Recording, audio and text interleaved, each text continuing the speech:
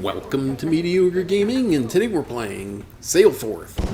Well, good morning, good afternoon, and good evening. I'm Zero. Let's get to it. So today we're gaining some depth in the ocean, but before we get to that, if you like this video, give it a thumbs up, smash that subscribe button, and ring that bell to be notified of all future episodes as soon as they go live. So let's get into it. So first off, or on first blush, when you start playing Sail Forth, it just looks like an exploration game with some, ship battles thrown in the mix.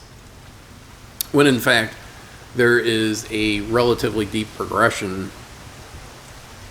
system put in place where you can earn new vessels. You start off with a couple different ones that you can choose from, and then you can research. You have this tech tree where you can research different modifiers and different guns for your ships.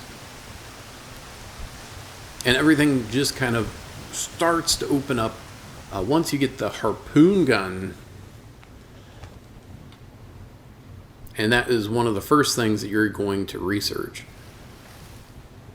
So once you do the research, you'll get the blueprint. You take the blueprint over to the slugs, any of them, and they'll take that blueprint and then add a gun to your inventory, but then also add it to their collection of things that they're going to sell. Now, once you have that Harpoon gun on your ship, it doesn't take up a gun slot, so all you do is while you're aiming, you hit the toggle switch, whatever it happens to be. Here it's triangle, and then you switch to the Harpoon gun. So ship battles go a little bit differently, or can go a little bit differently once you have that Harpoon gun. Once you get them low, you switch to the Harpoon, get them, and then get in close so that you can then board them. You have the decision. It gives you kind of the odds, ballpark odds, I would say, because I've seen the odds relatively high and still not do very well. And then you have the choice of adding it to your fleet. If you have openings, add it to your dock. So you have kind of a collection of boats that you can get, or loot everything you can from the boat and then sink it. So this offers you the opportunity to get a lot more from enemy ships than you do or have been able to get previously. So if you see a boat that you haven't seen before, board it, take it over, and then add it to your collection, and then you can start using it right away if you want. Outfit it with the guns that you want and the crew that you want, and then off you go. You can take command and start sailing around in that new ship. If you already have that ship, you can sink it, take whatever is on board, including the guns, any mods, and any cargo,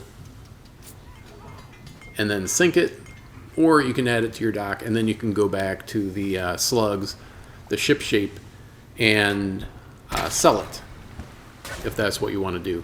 And all these things will get you more wood resources, which is the main form of currency in the game. So depending on what ship you have, if you have a faster ship, depending on where the gun placements are, you're going to change your strategy a little bit. And then of course, boarding. You have to be pretty close to board. So once you get that Harpoon lodged into the other ship, then you just have to get close enough. And here we go. You saw the percentage there. It was certainly over 50%, and then of course I lost. So then you have to grab your crew members from the ocean before they, can't dog paddle any longer, or get new crew, or resupply your crew from the ones that are below deck. That's basically all the crew members that aren't currently on a ship. And after you fail, you can try again. Your durability, your ship durability plays a part in it. The enemy vessel durability plays a part. And then how many crew members, and then any modifiers you might have in terms of crew strength. Alright, and then eventually you'll come across one of these platforms that's been taken over by the Skull Clan,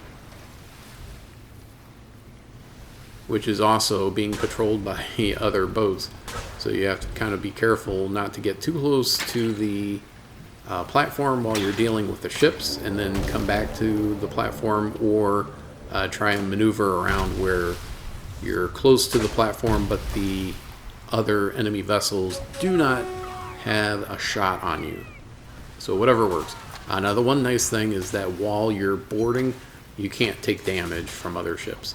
So you may be surrounded, but you can board another ship and then you're invulnerable. But as soon as you're done, boom, you can get hit again. Do be sure that you're keeping track of your durability, and then of course repair, and remember that you can't shoot while you're repairing, so keep that in mind when the best time is to repair your ship. But that's it. I hope you enjoyed this video. Be sure to check us out on social media, and thank you for liking, commenting, and subscribing, and we'll see you next time.